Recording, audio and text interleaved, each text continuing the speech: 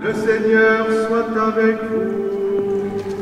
Et avec votre esprit. Évangile de Jésus-Christ selon saint Marc.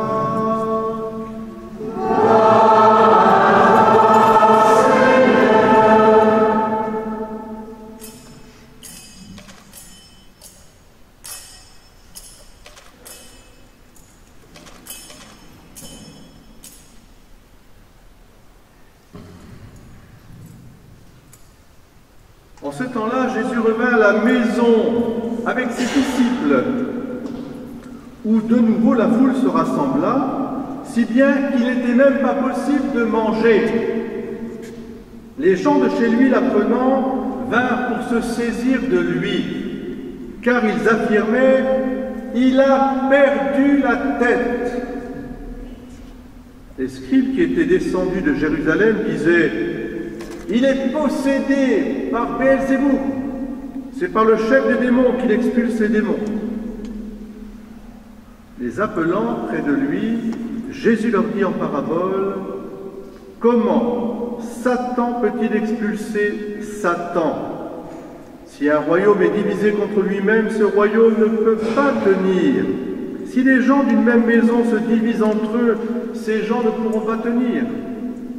Si Satan s'est dressé contre lui-même, s'il est divisé, il ne peut pas tenir, c'en est fini de lui. Mais personne ne peut entrer dans la maison d'un homme fort et piller ses biens s'il ne l'a d'abord ligoté. Alors seulement il pillera sa maison. Amen, je vous le dis, tout sera pardonné aux enfants des hommes, leurs péchés et les blasphèmes qu'ils auront proférés. Mais si quelqu'un blasphème contre l'Esprit Saint, il n'aura jamais de pardon. Il est coupable d'un péché pour toujours. Et Jésus parla ainsi parce qu'ils avaient dit « Il est possédé par un esprit impur ». Alors arrivent sa mère et ses frères, et restant au dehors, ils le font appeler. Une foule était assise autour de lui, et on lui dit « Voici que ta mère et tes frères sont là dehors, ils te cherchent. » Mais il leur répond « Qui est ma mère? Qui sont mes frères ?»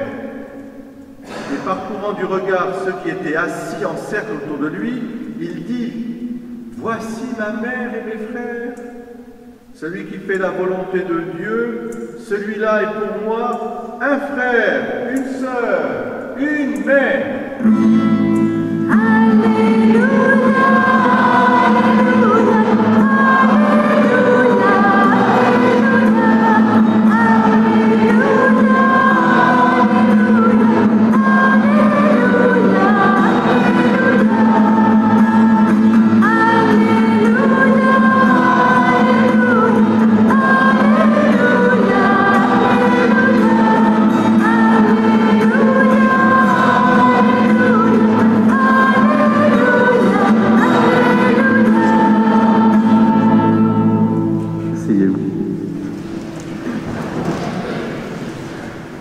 Quand j'étais jeune, j'entendais une chanson « Pour une amourette, j'ai perdu la tête ». Et en fait, dans l'Évangile, vous voyez, c'est tiré certainement d'un texte de l'Évangile, mais ce n'est pas une amourette, justement. Jésus, même ses proches, ils sont là, mais qu'est-ce qu'il fait? Il ne mange plus, il ne dort plus, il est là, mais il a perdu la raison, on n'arrive même plus à manger. Tellement les gens se pressent autour de lui, et ils sont heureux, les gens, ils sont heureux de venir près de lui. Tu sais pourquoi, Paloma? Parce que auprès de Jésus se trouve la vie, et la vie en abondance. Je pourrais prêcher sur le diable et sur tout le reste.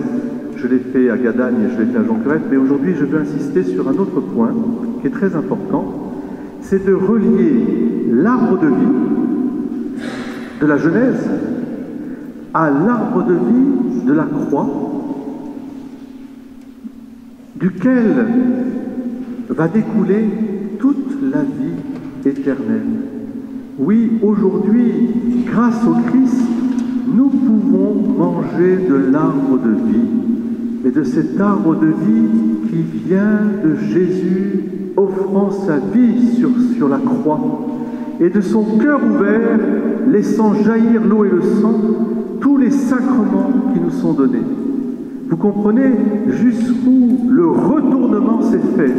Là où le serpent avait tenté Ève, qui était tombée, et Ève ayant donné le fruit aussi à Adam, reste à savoir quel fruit.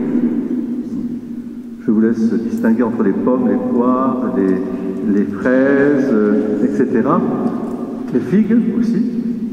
Mais ce qui est important, c'est que Dieu n'a pas laissé l'être humain dans cette faiblesse. Parce que finalement, Adam et Ève ont reconnu leur péché. Même si au départ, ils ont commencé par dire c'est l'autre, c'est l'autre, c'est l'autre. Et puis, Dieu ne les a pas laissés. Alors tu comprends, Paloma, dans le jardin d'Éden, il y a un arbre de vie. Cet arbre de vie, c'est l'arbre de vie de la vie éternelle. Et il faut garder cet arbre de vie. Il est gardé jalousement par les séraphins aussi. Et cet arbre de vie nous a été donné sur la croix comme transformé, transfiguré par la passion du Christ. De haute lutte, le Seigneur a donné sa vie pour que nous puissions goûter à l'arbre de vie. Mais attention, cet arbre de vie, c'est de reconnaître que la vie vient de Dieu, que la vie est un don sacré qui vient de Dieu, et que la vie est aussi ouverture à la vie éternelle. C'est pour ça que le péché contre l'esprit dont parle Jésus, c'est le péché de ceux qui veulent accaparer la vie, comme si elle était d'eux, cette vie, et qui refusent de reconnaître que la vie vient de Dieu, et que tout ce qui est vivant, que tout ce qui est grâce est un don de Dieu, que tout ce qui est libération est un don de Dieu. Ce péché contre l'esprit, c'est de vouloir que le bien devienne le mal, et que le mal devienne le bien, au service d'une civilisation de mort. Et aujourd'hui, le décalogue qui nous protège normalement pour la vie, eh bien le décalogue aujourd'hui, c'est tu tueras, tu voleras, etc., etc. On a l'impression qu'on a inversé les valeurs. On accapare l'arbre de vie pour en faire un arbre de mort. Eh bien, nous chrétiens, en particulier nous catholiques dans cette belle église de Notre-Dame-du-Lac, nous allons à chaque fois que nous venons à la messe, à chaque fois que nous communions, nous témoignons que l'arbre de vie vient de Dieu et de son Fils Jésus-Christ, l'unique médiateur et sauveur, et que du don de sa vie, de ce cœur ouvert, il en a fait une source d'eau vive où tous les sacrements nous irriguent, et en particulier l'Eucharistie, et puis bien sûr le sacrement de réconciliation et de pénitence, comme aussi les autres sacrements, le baptême, la confirmation. Alors est-ce que vous voulez manger de cet arbre de vie? Paloma, est-ce que tu veux manger cet arbre de vie, le corps du Christ? Oui? Et toi? Et vous tous, je pense aussi, est-ce que vous voulez communier? C'est ça l'arbre de vie. Mais il faut communier au Christ Jésus, Sauveur, Rédempteur.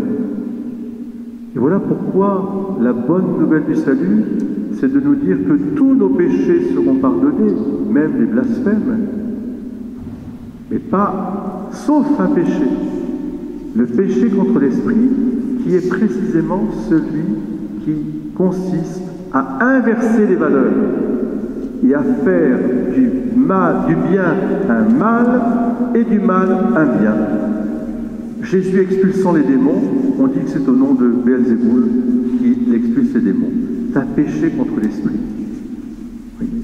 Alors que le Seigneur nous garde toujours dans le regard, dans sa lumière, pour que nous puissions regarder le bien et l'attribuer à Dieu, ce bien. Tout le bien qui se fait, c'est Dieu qui le fait en nous. Tout le mal que je fais, c'est moi qui le fais, et Dieu me pardonne si je vais à lui de tout mon cœur pour lui demander l'arbre de vie. Vous comprenez? Vous pouvez marcher dans votre vie toute droite avec cet arbre de vie, c'est-à-dire la croix et le cœur dans lequel tu peux placer ton cœur tout au long de ta vie et recevoir grâce sur grâce, amour sur amour, miséricorde sur miséricorde. Ça vaut bien de chanter l'Alléluia, Claire. Amen.